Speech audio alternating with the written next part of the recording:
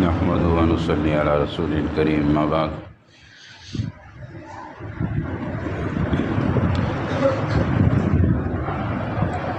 سورۃ التوبہ 10ویں سپارے کے آخر تک ختم ہوئی تھی۔ آخر میں مخلصین اہل ایمان کا بھی تذکرہ تھا اور منافقین کا بھی تھا۔ تو یہ بات ہوئی تھی کہ منافقین نے سب کچھ ہونے کے باوجود، وسائل کے باوجود تبوک میں شرکت نہیں کی۔ تو اللہ تبارک و تعالیٰ نے پہلے سے رسول اللہ صلی اللہ علیہ وسلم کو بتا دیا تھا کہ جب آپ واپس جائیں گے تو یہ لوگ بہانے کریں گے، مختلف بہانے کریں گے کہ ہم اس وجہ سے نہیں گئے، اس وجہ سے نہیں گئے، اور ان کے بہانے بھی اللہ نے پہلے سے بتا دیے کہ یہ بہانے کریں گے۔ تو ایسا ہی ہوا، منافقین نے قسمیں کھا کھا کر سچائی کا یقین دلایا، کوشش کی، لیکن ظاہر ہے آپ صلی اللہ علیہ وسلم نے تو مروت شرافت کی بنیاد پر خاموش ہو گئے اور کچھ نہیں کہا، کیونکہ کسی کو رسوا کرنا، ذلیل کرنا اور سب کے سامنے اس کا پول کھول دینا یہ کوئی ضروری نہیں ہے، لوگوں کو ویسے ہی پتہ چل گیا تھا کہ یہ منافقین ہیں۔ تو بہرحال اللہ تبارک و تعالیٰ نے بھی انہیں جھوٹا قرار دے دیا اور سب کو پتہ چل گیا کہ یہ غلطی کرتے ہیں۔ اتنی بات ان کے لیے بہت ہے۔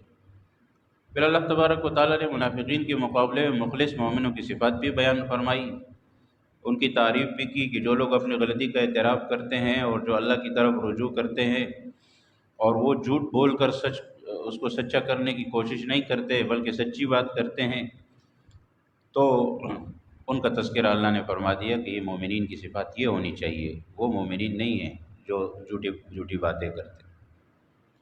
پھر مسجد ضرار کا ذکر بھی کر دیا اللہ تبارک و تعالیٰ نے کہ ان منافقین نے ایک اور کام کیا تھا کہ مسجد کے مقابلے میں دوسری مسجد بنا ڈالی اور اس میں اپنی نمازیں شروع کر دی، اور مقصد صرف اور صرف فساد پھیلانا تھا اور اپنی جماعت ظاہر کرنی تھی اور اپنے آپ کو دکھانا تھا، اور کوئی مقصد نہیں تھا، اللہ کی رضا مقصد نہیں تھی۔ اللہ کی رضا تو منافقین کے پاس کہاں سے آئی؟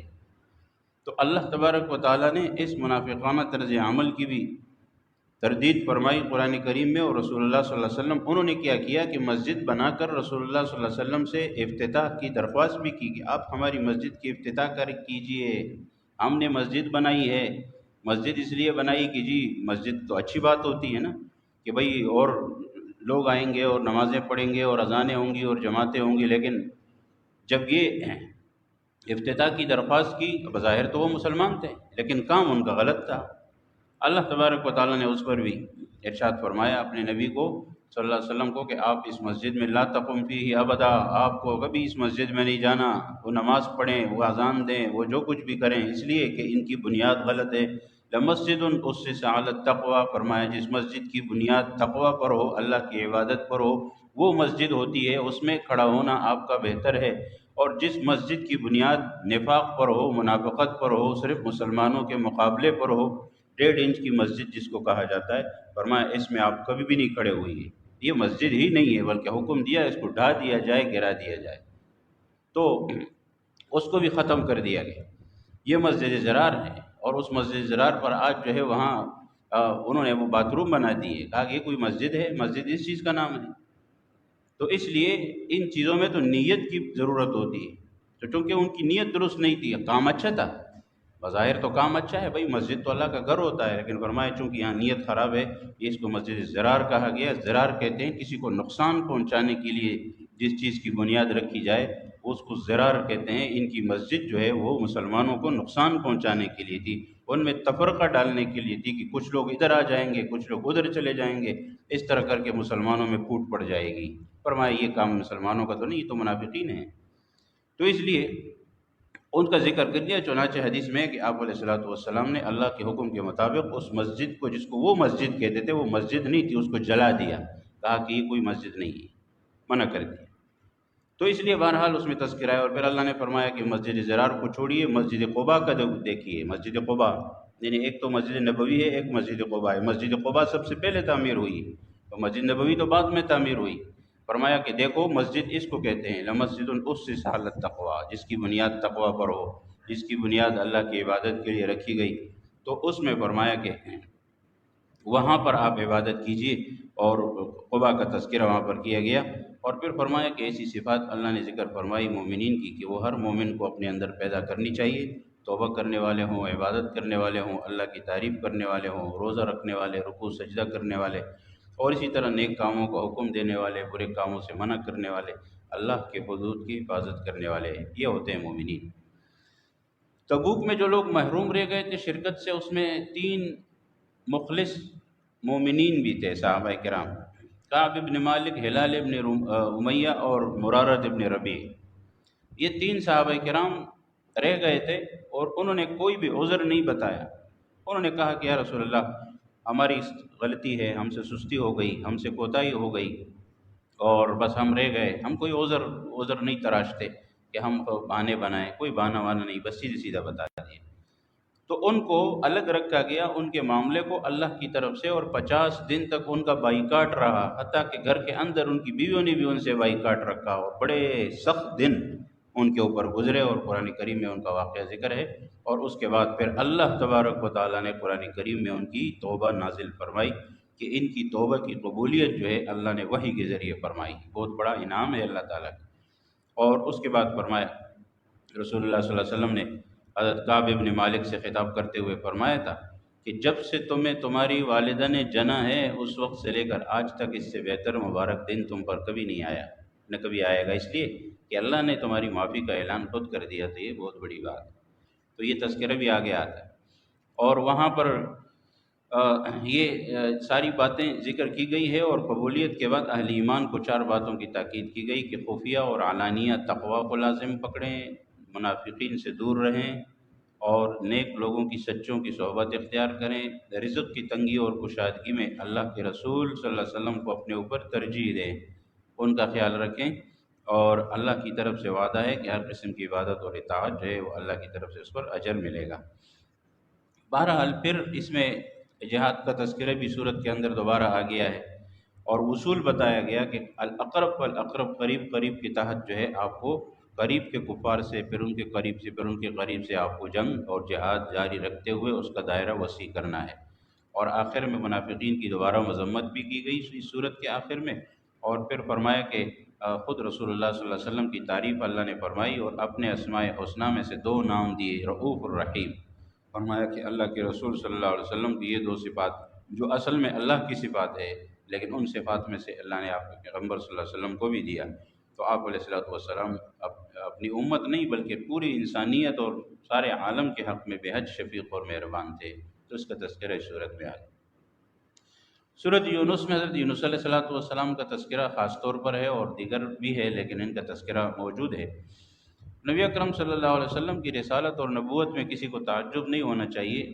اکان للناس عجبا، فرمایا اللہ تعالیٰ نے کہ لوگوں کو یہ بات عجیب لگتی ہے، لیکن حقیقت یہ ہے کہ اس میں کوئی تعجب کی بات نہیں، اللہ کے پیغمبر ہیں، اللہ تعالیٰ اپنے پیغمبروں کو بھیجتے رہتے ہیں، یہ کوئی نئی بات تو نہیں ہے۔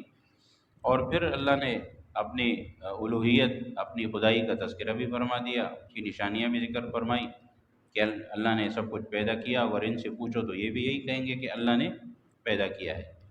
تو تصدیق کرنے والے اور تکذیب جھٹلانے والے، یہ 2 قسم کے لوگ ہوتے ہیں انسانوں میں، اور جو تصدیق کرنے والے ہیں وہ ہمیشہ جنتوں میں ہیں، اور جو تکذیب کرنے والے، جھٹلانے والے ہیں، وہ جہنم میں ہوں گے۔ اور پھر فرمایا کہ قرآن کریم کو جھٹلانے اور مذاق اڑانے سے یہ لوگ باز نہیں آتے۔ یہ لوگ مذاق اڑاتے ہیں اور کہتے ہیں کہ آپ کوئی دوسرا قرآن لائیں، اس میں تبدیلیاں کریں، اور اس کو ہماری ترتیب کے مطابق کریں، یہ جو تم بتوں سے منع کرتے ہو اور ان چیزوں سے، یہ سب کچھ اس میں سے نکال لیں۔ تو فرمایا اللہ تعالیٰ نے کہ آپ ان سے کہیے اے پیغمبر کہ یہ کلام میں نے خود بنایا ہی نہیں ہے، تو میں اس میں تبدیلی کیسے کروں؟ یہ تو اللہ کا کلام ہے، اللہ تبارک و تعالیٰ اگر اس میں کوئی کمی بیشی اور منسوخ کرنا چاہے تو کر سکتا ہے، میں نہیں کر سکتا، یہ میرا کام نہیں ہے۔ اور پھر فرمایا کہ میں تمہارے اندر زندگی کے 40 سال گزار چکا ہوں، تمہیں میرا ابتدائی سب کچھ بچپن سے لے کر سب معلوم ہے کہ میں نے نہ تو کسی استاد سے سیکھا ہے، نہ کسی سے کوئی چیز حاصل کی ہے، نہ کوئی لکھنا پڑھنا سیکھا ہے، اس کے باوجود میں ایک دم سے یہ ساری باتیں بیان کر رہا ہوں، تو اس سے یہ ثابت ہو رہا ہے نا کہ یہ اللہ کا کلام ہے۔ تو اس لیے اللہ کا کلام ہونے کی اس سے زیادہ کوئی بڑی دلیل نہیں۔ مشرکین نے بچپن سے نزول قرآن کے زمانے تک ظاہر ہے کہ زندگی رسول اللہ صلی اللہ علیہ وسلم کی دیکھی تھی، اور مشرکین کی بت پرستی اور توحید کے دلائل اور مشرکین کی بت پرستی کو بھی تذکرہ کیا گیا، اور یہ فرمایا اللہ تعالیٰ نے کہ جب ان پر مصیبت پڑتی ہے نا تو پھر اپنے بتوں کو نہیں پکارتے، پھر اللہ کو پکارتے ہیں۔ جب کشتی ان کی پھنستی ہے نا کہیں دریائے سمندر کے بیچ، تو پھر پکارتے ہیں اللہ کو، وحدہ لا شریک، پھر اس وقت کہتے ہیں اللہ ہی بچائے گا، لیکن جب کنارے پر آتے ہیں پھر شرک کرنے لگ جاتے ہیں۔ یہ تو ان کی حالت ہے۔ پھر تلقین کے انداز میں کہا گیا کہ آپ ان سے پوچھیں کہ آسمان زمین سے آپ کو رزق کون دیتا ہے، تمہارے کانوں کا، آنکھوں کا، ہر چیز کا مالک کون ہے، بے جان سے جاندار کو، جاندار سے بے جان کو کون پیدا کرتا ہے؟ تو یہ کیا کہتے ہیں؟ اللہ۔ جب سب کچھ اللہ کر رہا ہے تو پھر عبادت بھی اسی کی ہونی چاہیے نا۔ یہ بے وفائی کیوں کرتے ہو، دھوکہ کیوں دیتے ہو کہ پیدا تو سب کچھ اللہ نے کیا ہے، یہ مانتے ہو، اور عبادت کے لیے پھر تمہارا سر کہیں اور جا کے جھکتا ہے؟ تو یہ بہت ہی غلط بات ہے، یہ شرک ہے، اور اللہ تبارک و تعالیٰ کی ذات سے دوری کا تمہارا نتیجہ ہے، لہذا یہ نہیں ہونا چاہیے۔ پھر فرمایا قرآن کی صداقت، اگر قرآن انسانی کلام ہے تو تم بھی بنا کے لاؤ، ایک صورت بنا کے لاؤ، 10 صورتیں بنا کے لاؤ، قرآن بنا کے۔ قرآن کریم میں 3 چیلنج ہیں۔ پہلے فرمایا قرآن بنا کے لاؤ اس طرح، پھر جب یہ نہیں ہو سکا فرمایا تم کر بھی نہیں سکتے، پھر فرمایا 10 صورتیں بنا کے لاؤ، پھر آگے فرمایا کہ یہ بھی نہیں ہو سکتا تو ایک صورت بنا کے لاؤ، انا اعطیناک الکوثر کی طرح کوئی صورت بنا کے تو لاؤ۔ اتنے بڑے ماہر ہونے کے باوجود، اتنے بڑے بڑے شاعر ہونے کے باوجود، اتنے بڑے بڑے ان کے کلام، ان کی کتابیں، ان کے شعر و شاعری آج بھی موجود ہے، لیکن ایک صورت نہیں بنا سکے، اور اللہ فرماتے ہیں کہ تم بنا سکو گے قیامت تک۔ تو یہ تو اس کو پتہ چلتا ہے نا جو کلام پڑھتا ہے، سمجھتا ہے کہ قرآن اللہ نے کیسی کتاب اور کیسا کلام ہے اللہ کا، کہ انسان حیران ہو جاتا ہے۔ تو اس لیے بہرحال یہ کسی کی بس کی بات نہیں ہے کہ اس کی طرح کوئی کلام بنا کے پیش کرے۔ تو بہرحال اس کا تذکرہ یہاں اللہ تعالیٰ نے ذکر فرما دیا ہے، توحید کا بھی تذکرہ ہے، قیامت کا بھی تذکرہ ہے، اور نصیحت اور خیرخواہی کے انداز میں یہ تینوں عقائد اللہ نے ان کو بیان فرمائے۔ قرآن کی اعلیٰ صفات بھی بیان فرمائی گئیں، اور اس کے بعد جو ہے حضرت موسیٰ اور حضرت ہارون علیہ السلام کا قصہ بھی ہے کہ فرعون جیسے خدائی کے دعوے دار کا انہوں نے مقابلہ کیا۔ حضرت یونس علیہ السلام کا قصہ واقعہ اسپیشل خصوصی موجود ہے، جس کی وجہ سے سورت کا نام بھی سورت یونس ہے، کہ حضرت یونس علیہ السلام کا تذکرہ قرآن کریم میں ایک جگہ 2 جگہ مقامات پر ہے، اور ان کا نام کئی جگہ آیا ہے۔ تو مچھلی والا ذنون، مچھلی والے کے نام سے اللہ تعالیٰ نے یاد کیا ہے، اور قوم کے ایمان سے مایوس ہوئے، ان کا مختصر قصہ جو ہے، اور اللہ کا عذاب آنے والا دیکھ کر وہاں نینوا کی سرزمین کی جگہ تھی، یہ وہاں از خود چھوڑ کر چلے گئے، اللہ کے حکم کا انتظار نہیں فرمایا۔ حالانکہ قانون یہ ہے کہ جب اللہ حکم دیتا ہے تو پھر پیغمبر جاتے ہیں، ورنہ نہیں جاتے، لیکن انہوں نے یہ سوچا کہ اللہ کا عذاب آ رہا ہے اور بس بات ختم ہو گئی ہے، تو اب میں کیا کروں، مجھے نکلنا ہے۔ تو وہ وہاں سے چلے گئے اور جا کے کشتی میں سوار ہوئے، اور پھر وہاں پر کشتی میں طغیانی سمندر میں آ گئی، اور وہاں سے انہیں کودنا پڑا، سمندر میں پھینک دیا گیا، وہاں سے ان کو مچھلی نے نگل لیا اور ان کو اپنے پیٹ میں زندہ رکھا۔ یہ مختلف روایات آتی ہیں، کئی دن، 40 دن بھی ہے، اس سے زیادہ بھی ہے کم و بیش۔ اس کے بعد پھر مچھلی نے ان کو ساحل پر اگل دیا، اور اس کے بعد جو ہے سب ان کی قوم کی لوگوں کے ساتھ کیا ہوا کہ وہ سارے کے سارے صحرا میں نکل آئے، بچے بوڑھے جتنے بھی تھے، اور انہوں نے آہذاری اور توبہ و استغفار شروع کر دی، اللہ سے معافی مانگی، سچے دن سے ایمان بھی قبول کر لیا، تو اللہ تبارک و تعالیٰ نے ان سے عذاب کو ہٹا دیا، اور وہاں ہی حضرت یونس علیہ السلام تو وہاں چلے گئے تھے۔ تو بہرحال مشرکین کو یہ واقعات بتا کر تنبیہ کی گئی ہے کہ دیکھو عذاب تم پر بھی آ سکتا ہے، یہ کام اگر کرتے رہو گے نا، اور مومنین کو بشارت دی کہ آپ اللہ سے مانگو، اللہ سے معافی مانگو، اور اللہ کے سامنے رجوع کرو، تو انشاءاللہ تمہارے ساتھ اللہ کی مدد آئے گی۔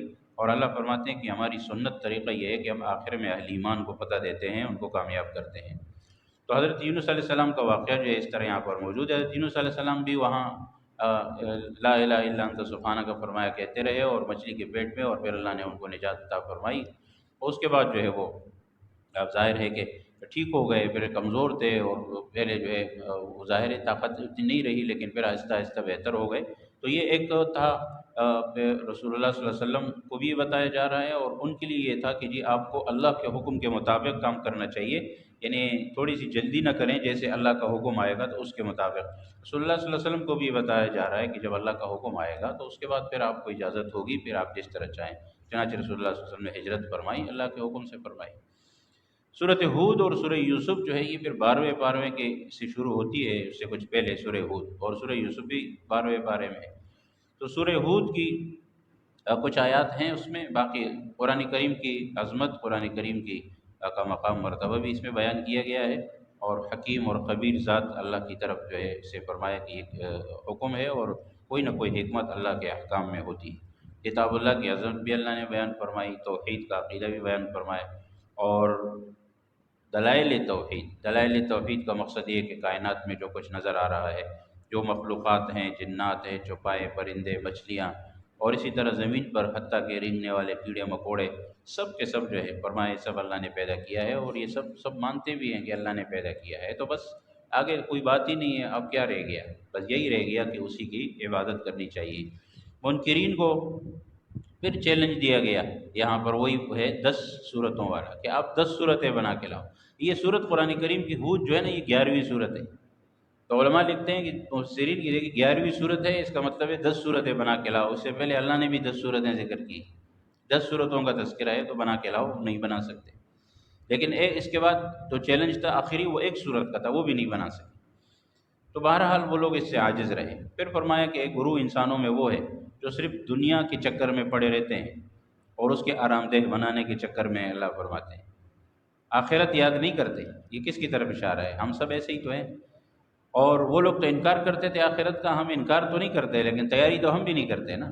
تیاری وہ بھی نہیں کرتے تھے، ہم بھی نہیں کرتے۔ وہ مانتے نہیں تھے آخرت کو، ہم مانتے تو ہیں لیکن تیاری نہیں کرتے۔ یقین نہیں ہے، اس کو کہتے ہیں یقین نہیں ہے۔ ماننا تو ہے، ایمان ہے بظاہر، لیکن یقین نہیں۔ اور دوسرے فرمایا کہ وہ گروہ ہے جس کا مقصد آخرت ہوتا ہے، وہ سارے کام آخرت کے لیے کرتا ہے۔ پہلے گروہ کی مثال اندھ و بہروں کی طرح ہے، جو اپنے آپ کے جو اللہ نے نعمت دی ہے نا، اس سے فائدہ حاصل نہیں کرتے۔ اور دوسرے گروہ جو اچھے لوگ ہیں، وہ ایسے ہیں جیسے دیکھنے والے بینا لوگ ہوتے ہیں، اور اللہ کی شنوائی اور اللہ کی معرفت سے سرفراز ہوتے ہیں۔ قرآن کریم کی عادت یہ بھی ہے کہ دلائل کے ذریعے کفار اور مشرکین کے نظریات کے بعد انبیاء کرام کے واقعات قرآن کریم میں ذکر ہوتے ہیں۔ اس کا فائدہ یہ ہوتا ہے کہ جی عبرت کے لیے وہ چیزیں سامنے آ جاتی ہیں۔ اس میں رسول اللہ صلی اللہ علیہ وسلم کو بھی نصیحت ہوتی ہے کہ سابقہ انبیاء کے ساتھ بھی لوگوں نے یہی کچھ کیا، آپ پریشان نہ ہو، یہ کریں گے لیکن آخر میں اللہ آپ کو پتہ دے گا۔ اور امت کو بھی نصیحت ہوتی ہے کہ ایسے لوگ جب یہ کام کرتے ہیں ان کا انجام خراب ہوتا ہے، لہٰذا ان لوگوں میں شامل نہیں ہو، بلکہ پیغمبر کی بات کو مانو، اس میں تمہارا فائدہ ہے۔ تو قرآن کریم کا اس انداز جو ہے سورہ ہود میں بھی ہے کہ انبیاء کرام کے تذکرے کیے گئے، حضرت نوح علیہ السلام، حضرت ہود علیہ السلام، حضرت صالح علیہ السلام، حضرت لوط، حضرت شعیب، حضرت موسیٰ اور حضرت ہارون علیہ السلام، ان سب کا تذکرہ ہے۔ مشرکین جانتے تھے کہ آپ علیہ السلام امی ہیں، ان پڑھ ہیں، نہیں پڑھا انہوں نے کچھ، اور آپ علیہ السلام کا ان پڑھ ہونا کمال ہے۔ یعنی ہم لوگوں کا، باقی کسی کا ان پڑھ ہونا تو نقص ہوتا ہے نا، کہ یہ پڑھا ہوا نہیں ہے، لیکن رسول اللہ صلی اللہ علیہ وسلم کا ان پڑھ ہونا کمال ہے کہ بغیر باوجود اس کے کہ کسی سے کچھ نہیں سیکھا، ایسے علوم اللہ نے عطا فرمائے، کیا کیا علم عطا فرمائے۔ تو اس لیے بہرحال یہ سب کچھ جو رسول اللہ صلی اللہ علیہ وسلم کو اللہ نے دیا ہے، وہ ایسے نہیں دیا ہے، وہ اللہ کے پیغمبر تھے اور اللہ نے ان کو یہ سارا علم دیا، یہ وحی کے ساتھ ہوا، وحی کے بغیر یہ چیزیں نہیں ہوتی۔ تو قرآن کریم نے اس کا تذکرہ ذکر فرما دیا، انبیاء کرام اور مرسلین کے واقعات بھی بیان فرمائے، اور اس کے ساتھ جو آگے ان ساری باتوں کا تذکرہ آ گیا، تو فرمایا یہ پہلے والی بستیوں کے حالات ہیں، اور جو ہم نے آپ سے بیان کیے ہیں ان میں سے کچھ بستیاں باقی ہیں، اور کچھ بستیوں کو ہم نے تس نس کر دیا، ختم کر دیا۔ تو بے پناہ عبرتیں ان واقعات میں ہیں، رسول اللہ صلی اللہ علیہ وسلم کے لیے اور اہل ایمان کے لیے تسلی ہے، اور مشرکین کے لیے یا نہ ماننے والوں کے لیے دھمکی ہے، وعید ہے کہ اگر کرو گے اس طرح نافرمانی، انکار، تو تمہارا بھی یہ انجام ہو سکتا ہے۔ اور حضرت جناب رسول اللہ صلی اللہ علیہ وسلم کا خاص اس کے متعلق ہے کہ چونکہ اس میں استقامت کا حکم ہے، فاستقم کما امرت، جو اللہ نے آپ کو حکم دیا ہے، پیغمبری کا کام دیا ہے، اس پر ثابت قدمی کے ساتھ قائم رہیے۔ تو کہتے ہیں حدیث میں رسول اللہ صلی اللہ علیہ وسلم فرماتے ہیں کہ آپ علیہ السلام کے یہ صحابہ کرام فرماتے ہیں، عبداللہ ابن عباس رضی اللہ عنہ کہ صحابہ کرام نے ایک مرتبہ آپ علیہ السلام کی داڑھی مبارک میں سفید بال دیکھا، تو عرض کیا کہ یا رسول اللہ صلی اللہ علیہ وسلم، آپ کے بالوں میں تو سفیدی آ رہی ہے، آپ کے اوپر تو بڑھاپا آ رہا ہے۔ تو آپ علیہ السلام نے فرمایا کہ مجھے سورۃ ہود نے بوڑھا کر دیا، تو سورۃ ہود جیسی سورتوں نے بوڑھا کر دیا۔ کیوں؟ اس لیے کہ اس میں استقامت کا حکم ہے، اور سب سے مشکل کام استقامت ہے کہ کسی چیز کے اوپر قائم دائم رہنا، مستقل اور آخر تک یہ بہت بڑا مشکل کام ہوتا ہے۔ تو استقامت جو ہے یہ عین کرامت ہے، جس کو استقامت مل جائے۔ کچھ دن کے لیے تو ہر آدمی نیک ہو جاتا ہے، رمضان میں تو سب اچھے ہو جاتے ہیں، کچھ دن کے لیے سب بزرگ ہو جاتے ہیں، لیکن اصل مسئلہ استقامت ہے کہ یہ ترتیب برقرار رہے۔ تو یہ پھر قرآن کا حکم ہے۔ جب اس بات کو پیغمبر علیہ الصلوۃ والسلام کو اس بات نے بوڑھا کیا ہے، ہمیں تو فکر ہی نہیں ہے اس بات کی کہ ہمیں تو استقامت کا حکم ہے۔ تو اس لیے بہرحال یہ ساری باتیں اس میں ذکر فرما دی اللہ تبارک و تعالیٰ نے، اور آخر میں فرمایا کہ انبیاء کرام کے حالات جو ہم نے آپ کے ذریعے بیان کیے نا، یہ آپ کے دل کو مضبوط کرنے کے لیے ہیں، اور ان میں آپ کے پاس حق آ گیا ہے اور مومنوں کے لیے نصیحت اور عبرت ہے، لہٰذا اس کو حاصل کرنا چاہیے، اپنے سینے میں رکھنا چاہیے۔ اللہ تعالیٰ عمل کی توفیق نصیب۔ الحمد للہ رب العالمین والعاقبۃ للمتقین والصلاۃ والسلام علی رسول اللہ۔ وما ظلمنا انفسنا برحمتك